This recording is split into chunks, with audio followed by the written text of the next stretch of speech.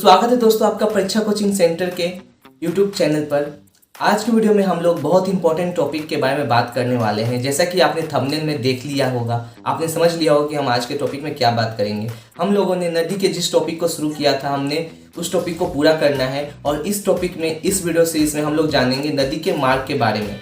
नदी के मार्ग और नदी के मार्ग में जो स्थलाकृतियों का निर्माण होता है, उन सभी स्थलाकृतियों को हम लोग इस वीडियो सीरीज में समझेंगे। इस वीडियो सीरीज को, इस सेशन को मैंने 3 भागों में बांटा है, जिसमें पहले अवस्था में पहले वीडियो में हम लोग देखेंगे नदी का पर्वतीय अवस्था में बनने वाली स्थलाकृतियों को। दूसरे भाग में अलग अलग वीडियो को, अलग अलग पार्ट को हम लोग समझते हुए आगे बढ़ेंगे। और आशा करते हैं कि मैंने जो ये वीडियो बनाया है ये आपको अच्छा लगेगा और आप अपने दोस्तों के साथ इसको जरूर शेयर करोगे।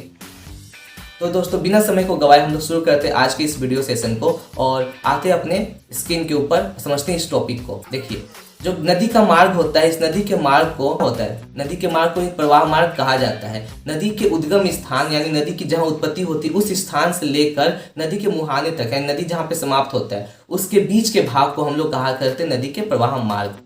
ठीक है, आगे हम लोग बात करेंगे कौन सी नदी आदर्श नदी कही जा सकती है। कभी कभी पूछा जाता है कि किस नदी को आदर्श नदी कहेंगे, कौन नदी आदर्श नदी कही जा सकती है। तो दोस्तों आपको बता दें हम कि आदर्श नदी बस उन नदियों को कहा जा सकता है जिनके मार्ग में 3 अवस्थाएं पाई जाती है। पहली युवावस्था, दूसरी प्रौढ़ावस्था और तीसरी डेल्टाई अवस्था या वृद्धावस्था। प्रौढ़ावस्था जो आपकी युवावस्था है, इसको हम लोग पर्वतीय अवस्था या ऊपरी घाटी अवस्था कहते हैं। प्रौढ़ावस्था को मध्य अवस्था या मैदानी अवस्था कहते हैं और आपकी वृद्धावस्था को डेल्टाई अवस्था भी कहा जाता है। ये 3 तरह की अवस्थाएं जिस नदी के मार्ग में पाई जाएगी उस नदी को हम लोग आदर्श नदी कहेंगे। जैसा कि उदाहरण स्वरूप हम लोग गंगा नदी का उदाहरण ले सकते हैं कि क्योंकि गंगा नदी की जो उत्पत्ति होती है वो गंगोत्री से होती है। गंगोत्री से लेकर हरिद्वार तक गंगा नदी पर्वतीय मार्ग से होकर बहा करती है, इसलिए ये उसका युवावस्था हुआ, ये उसका पर्वतीय अवस्था हुआ।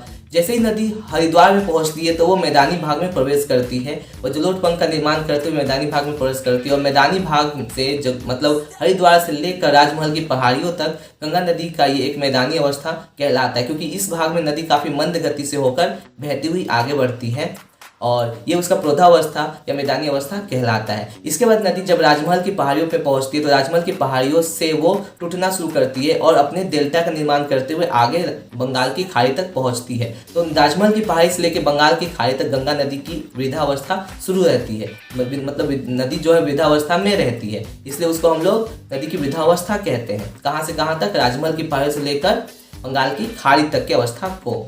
तो इस तरह से हम लोग कह सकते हैं कि गंगा नदी एक आदर्श नदी, क्योंकि गंगा नदी के मार्ग में 3 अवस्थाएं पाई जाती। पहली युवावस्था, कहाँ से कहाँ तक?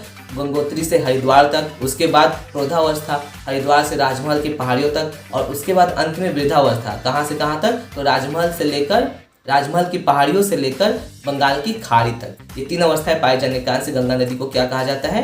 गंगा नदी को कहा जाता है आदर्श नदी। ठीक है, तो इस तरह से दोस्तों हमने इस बात को भी समझ लिया कि आदर्श नदी क्या होता है। आशा करते हैं कि आपको ये वीडियो पसंद आ रहा होगा। पसंद आ रहा है वीडियो तो जल्दी से लाइक कीजिए, वीडियो को अपने दोस्तों के साथ शेयर कीजिए और आगे बढ़ते हैं आज के इस मेन टॉपिक पर, जिसको हमको समझना है। जैसा कि आपको टॉपिक में बताया गया था कि हम लोग समझेंगे नदी के पर्वतीय भाग में बनने वाली स्थलाकृतियों के बारे में। तो हम लोग अब आ जाते हैं नदी के पर्वतीय प्रवाह मार्ग जो है 3 भाग में बटा हुआ है, पर्वतीय अवस्था, मध्य अवस्था और आपका अंतिम अवस्था। तो हम लोग सबसे पहले शुरू करेंगे पर्वतीय अवस्था या युवावस्था के बारे में।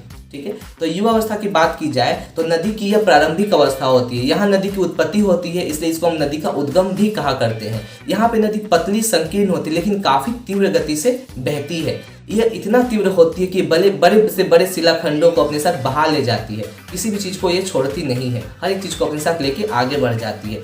और इस भाग में नदी इतनी तीव्र होती है कि इसकी कोई सहायक नदी आपको नहीं मिलेगी। इसको किसी की सहायता की उस समय जरूरत नहीं होती है। लेकिन हाँ, ये अपक्षरण करती तो है परंतु निक्षेपण का कार्य बिल्कुल भी नहीं करती। अपक्षरण का मतलब होता है कटाव कार्य। ये कटाव कार्य बहुत करती है लेकिन जमाव कार्य बिल्कुल भी नहीं करती है। और इसमें परिवहन जो है वो बिल्कुल तेज होता है, इसी कारण से इसमें परिवहन करना भी काफी मुश्किल है। इस अवस्था में नदी अपने इस युवावस्था में लंबवत अपर्दन करती है, जिसका जो आधार होता है वो आधार तल तक होता है। मतलब ये अपने आधार तल तक ही कटाव कर पाती है, उसके नीचे ये कटाव नहीं कर पाती है। तो वो अंतिम स्थान जहाँ तक नदी कटाव करती है उस अंतिम हिस्से को हम लोग आधार तल कहते हैं। बहुत बार शॉर्ट क्वेश्चन में पूछा जाता है। इस भाग में नदी का वेग जो होता है वो अधिक होता है, शक्ति अधिक होती है तथा गतिशीलता के कारण इस अवस्था को हम लोग यौवनावस्था या युवावस्था कहते हैं। मतलब अधिक वेग, अधिक शक्ति और अधिक कार्य करने के कारण से नदी के इस अवस्था को हम लोग नदी का युवावस्था या यौवनावस्था, यूथ एज कहते हैं। इस अवस्था में नदी विभिन्न प्रकार के स्थलाकृतियों का निर्माण करती है, जैसे कि वी आकार की घाटी, आई आकार की घाटी, गोर्ज, कैनियन, जलप्रपात, द्रुत वाह, अवनमन कुंड, परस्पर संयुक्त शिपिका। अजीबोगरीब नाम है, पर आपको इस तरह से बताऊंगा मैं कि आप नाम पढ़ते ही उसको याद कर लोगे। तो वीडियो को बिल्कुल भी मिस मत कीजिए और इस वीडियो को पूरा देखने की कोशिश कीजिए, क्योंकि आप वीडियो को पूरा देखोगे तो बहुत कुछ आपको समझ में आने वाला है। देखिए, तो आगे हम लोग बात करते हैं अब सबसे पहली इसकी पहली स्थलाकृति जो है वी आकार की घाटी के बारे में। देखिए, वी आकार की घाटी जो है वो पर्वतीय भाग में निर्माण होती है। इसमें क्या होता है, नदी का ढाल अधिक होता है और वेग अधिक होती है, जिस कारण से नदी क्षैतिज अपरदन करती है और क्षैतिज अपरदन कम करती है, जबकि लंबवत अपरदन अधिक करती है। क्षैतिज अपरदन का मतलब होता है सिधाई वाला अपरदन या किनारों का अपरदन, वो जो होता है नदी का कम होता है, लेकिन गहराई जो है नदी बहुत तेजी से बनाती है। नदी गहरी ज़्यादा होती है और चौड़ी कम होती है। और जब नदी गहरी गहरी ज़्यादा होगी और चौड़ी कम होगी, तो जिससे नदी की घाटी जो है वो एक आकार ले लेती है। इसी आकार को हम लोग कहते हैं वी आकार की घाटी। इसी कारण से इस नदी का नाम पड़ गया है वी आकार की घाटी वाली नदी। देखिए, आगे बात करते हैं हम लोग। अब हम लोग आगे बात करते हैं आई आकार की घाटी के बारे में। नदी की दूसरी स्थलाकृति है ये पर्वतीय भाग की। तो तली के अधिक कटाव और नदी घाटी के गहरी और संकरी होने से दोनों तट सीधे सीधे खड़े रह जाते हैं, जिससे कि नीचे की तरफ एक लंबी आई आकार की घाटी का निर्माण हो जाता है। मतलब इसमें होता ये है कि नदी जो है गहराई पे ज़्यादा कटाव करती है और अपने पार्श्व में कम कटाव करती है, जिस कारण से नदी का जो आकार है वो आई आकार का हो जाता है। नदी की घाटी आई आकार की घाटी में बदल जाती है। इस आई आकार की घाटी में बहुत लोग कंफ्यूज होते हैं और ये लोग मतलब दुविधा में पड़ जाते हैं। तो आई आकार की घाटी को ही आपका गोर्ज कहा जाता है। बहुत बार कंफ्यूजन होता है, मैं आपको यही क्लियर कर देता हूँ कि आई आकार की घाटी को ही गोर्ज कहा जाता है। आई आकार की घाटी जब पूरी तरह से उसमें नदी बहेगी तो आई आकार की घाटी है, लेकिन जब वो शुष्क हो जाती है, सूखी हो जाती है, तो ऐसे शुष्क और संकरे गहरे घाटियों को हम लोग गोर्ज कहते हैं। इस बात को आप याद रखिएगा, नोटिस कीजिएगा इस बात के ऊपर। देखिए, तो गहरे संकरे घाटी को हम लोग गोर्ज कहते हैं। इनका आकार आई होता है, अंग्रेजी का आई अक्षर के समान होता है। अब हम लोग बात करेंगे कैनियन के बारे में। तो जब कभी किसी गोर्ज का निर्माण हो जाता है और इस गोर्ज का आकार विस्तृत हो जाता है, मतलब बहुत अधिक हो जाता है, कई किलोमीटर तक ये फैल जाता है, तब जो जिस आकृति का निर्माण होता है उस आकृति को हम लोग कैनियन कहते हैं। ठीक है, तो इस तरह से आपका जो संयुक्त राज्य अमेरिका के ग्रांड कोलोराडो नदी के ऊपर ग्रांड कैनियन बना हुआ है, ये विश्व का सबसे प्रसिद्ध, सबसे विशाल कैनियन है और इसी के नाम पे सभी कैनियन को हम लोग कैनियन कहा करते हैं।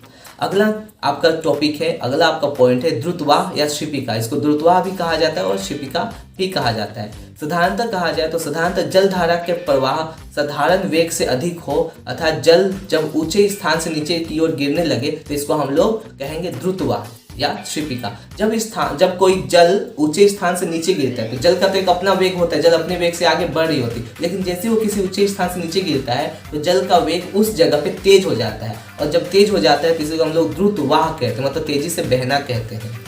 और ये तब होता है जब किसी नदी के मार्ग में कोमल और कठोर चट्टानें लंबवत बिछी हुई होती है या खड़ी रहे। तब क्या होता है कि कोमल भाग जो है वो कट बह जाता है, लेकिन कठोर भाग वैसे के वैसे खड़े रह जाता है, जिससे कि जल जो है वो ऊपर से नीचे उतरकर बढ़ने लगता है, जिससे द्रुतवाह का निर्माण होता है। यह जलप्रपात के ठीक आगे या पीछे होता है। जलप्रपात का मतलब क्या होता है हम लोग अगले पॉइंट में समझते हैं। जलप्रपात क्या होता है, देखिए, किसी भी क्लिफ या किसी ऊंचे स्थान से अत्यधिक वेग से जल का नीचे गिरना ही जलप्रपात या झरना कहा जाता है। हाँ, जलप्रपात को झरना भी कहा जाता है, याद रखिएगा, वाटरफॉल। और जब कभी किसी क्लिफ से या किसी ऊंचे भाग से जल ऊपर से नीचे गिरता है तो ये कहा जाता है आपका जलप्रपात। इस तरह से जलप्रपात का निर्माण होता है। ठीक है, जलप्रपात का निर्माण किस तरह से होता है, तो जब नदी मार्ग में कभी कोमल और कठोर चट्टानें की परतें क्षैतिज या लंबवत अवस्था में बिछी हुई होती है, तब क्या होता है नदी मुलायम परतों को काटकर अपने साथ बहा ले जाता है और कठोर चट्टानों को वो काट नहीं पाता। मतलब वो क्षितिज अवस्था में जब बिछी हुई है तो नदी कोमल चट्टानों को काट के ले गई, लेकिन कठोर चट्टानें वैसी की वैसी खड़ी रह गई, जिस कारण से क्या होगा कोमल चट्टानों के ऊपर से नदी का जल कठोर चट्टानों पे गिरता है, जिससे क्या होता है वहाँ पे एक झरना का निर्माण हो जाता है।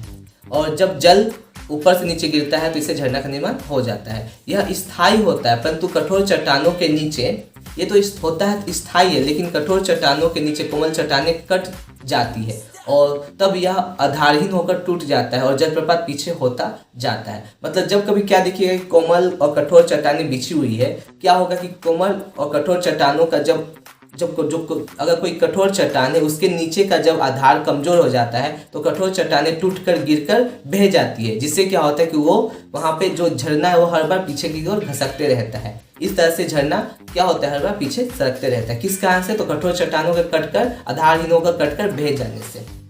आगे हम लोग बात करते हैं अंतिगर्त या अवनमन कुंड के बारे में। देखिए, जब जल नीचे गिरता है तो उसके साथ कंकर पत्थर नीचे गिरकर एक गर्त बनाते हैं। मतलब हर बार क्या होता है कि झरना का जल नीचे की तरफ गिरता है और जब जिस जगह पे झरना का जल गिरता है तो झरना के साथ आने वाले कंकर पत्थर उस स्थान पे एक छोटे छोटे गड्ढे बना देते हैं। ये समय के साथ साथ क्या होता है कि गड्ढे बड़े हो जाते हैं और अंत में ये इतने बड़े हो जाते हैं कि एक तालाब या एक कुंड का निर्माण करते हैं। इसी कुंड को हम लोग अवनमन कुंड कहा करते हैं। यह प्राय झरने के नीचे बने होते हैं, इस बात पे ध्यान दीजिएगा। ये कहाँ बने होते हैं? झरने के नीचे बने होते हैं। आगे हम लोग बात करेंगे जलगर्तिका के बारे में। जलगर्तिका नाम से पता चल रहा है जल में बनने वाले गड्ढे। तो नदी की तली जो गड्ढे होते हैं, नदी की तली में कई छोटे छोटे गड्ढे पाए जाते हैं, तली पे गड्ढे पाए जाते हैं। और जब तली के साथ बहने वाले अवसाद, कोई अवसाद इतने भारी होते हैं कि वो तली के साथ बहते हैं, तो गड्ढे हैं और तली के साथ बहते बहते क्या होता है, वो अवसाद गड्ढे में घुस जाते हैं। जब अवसाद गड्ढे में घुस जाते हैं तो उसी गड्ढे में वो घूमने लगते हैं और घूमते घूमते वो कटाव कार्य करते हैं। जैसे कि हम लोग अपक्षय कार्य में पढ़ चुके हैं, नदी के अपक्षय में ये क्या करते हैं, कटाव कार्य करते हैं। जिससे क्या होता है कि समय के साथ साथ वो गड्ढा जो है, जो गर्त था, वो बड़ा और विशाल हो जाता है और आगे चल के वो जलगर्तिका बनाता है। कभी कभी ऐसे ही गड्ढों में भंवर का निर्माण हो जाता है और लोग उसमें फंस जाते हैं। तैराक, बड़े से बड़े तैराक भी उसमें फंसकर डूब जाते हैं। ठीक है, ऐसे जलगर्तिकाओं में, तो इनसे बचकर रहना चाहिए। तो इस तरह से हमने जलगर्तिका को भी समझ लिया। अगला पॉइंट है हमारा स्पर। अगर आपको, इसका नाम तो वैसे काफी बड़ा है, इसका नाम कहा जाता है परस्पर संयुक्त पर्वत प्रक्षेप या परस्पर संयुक्त बहुकूल। अगर आपको नाम याद रखने में दिक्कत हो रही है तो आप इसका नाम सिर्फ स्पर याद रखिए, आपका काम हो जाएगा, बिल्कुल हो जाएगा। देखिए, ये नदी के उत्तरी घाटी या पर्वतीय भाग में बनती है, जहाँ पे नदी तीव्र गति से बह रही हो। कई बार क्या होता है कि कई पर्वतीय जो होते हैं वो किसी नदी के मार्ग में एक तिरछे रूप में लगे हुए होते हैं। कठोर पर्वतीय भाग प्रतिरोध के रूप में नदी के मार्ग में खड़े होते हैं। तो नदी को बाढ़ होकर नदी मुश्किल में क्या करती है, नदी के चारों ओर, मतलब पर्वत के और जहाँ जहाँ पर्वत खड़े हैं उसके किनारे से घुरकर कटकर निकलने की कोशिश करती है। और जब नदी कट कर निकलने की कोशिश करती है तब जो चट्टान, जो पर्वतीय भाग है, उसका किनारा निचला हिस्सा, पदीय हिस्सा, वो ऊंचा उठा हुआ एक हाथ के जैसा दिखाई देता है, जो नदी के मार्ग को रोके हुए खड़े होते हैं। इसलिए इसको परस्पर संयुक्त बहुकूट के नाम से जाना जाता है। ठीक है, तो इस तरह से हमने परस्पर संयुक्त बहुकूट को भी समझ लिया है। इसको परस्पर संयुक्त इसलिए कहा जाता है क्योंकि एक बार में 2 से 3 होते हैं, एक अकेला नहीं होता, इसलिए संयुक्त होता है, बहुत से होते हैं। अगला पॉइंट है हमारा नदी अपहरण। इसको भी समझना बहुत जरूरी हो जाता है। जब कभी कोई सहायक नदी किसी मुख्य नदी में मिलती है, सहायक नदी का जो बहाव होता है वो ऊंचाई पे होता है और मुख्य नदी का बहाव निचाई में होता है। मुख्य नदी नीचे रहती है और सहायक नदी ऊपर से मुख्य नदी में मिलती है। जब कभी ऐसा होता है तो मुख्य नदी सहायक नदी में मिलते हुए दिखाई देती है, या हम लोग कभी कभी महसूस करते हैं, देख के ये हम लोग जान पाएंगे, ऐसा लगेगा कि मुख्य नदी ने सहायक नदी को अपहरण कर लिया, उसके जल को, उससे आने वाले कंकर पत्थरों को उसने अपहरण कर लिया है। अपहरण कर लिया मतलब उस पर कब्जा कर लिया है। और इसी कारण से हम लोग उस स्थान को, जहाँ पे कोई सहायक नदी मुख्य नदी में मिलती है, उस स्थान को हम लोग नदी अपहरण कहा करते हैं। तो दोस्तों, इस तरह से हमने नदी के युवावस्था में बनने वाले स्थलाकृतियों को अच्छे तरह से समझ लिया है। आशा करते हैं कि आपको ये वीडियो बहुत अच्छे से समझ में आया होगा। अगले वीडियो में हम लोग बात करेंगे नदी के प्रौढ़ावस्था में बनने वाली स्थलाकृतियों के बारे में, और इसी तरह से आगे चलते हुए हम लोग बात करेंगे नदी के वृद्धावस्था में बनने वाली स्थलाकृतियों के बारे में। तब तक के लिए मिलते हैं आपसे अपने नेक्स्ट वीडियो में। तब तक के लिए जय हिंद, जय भारत।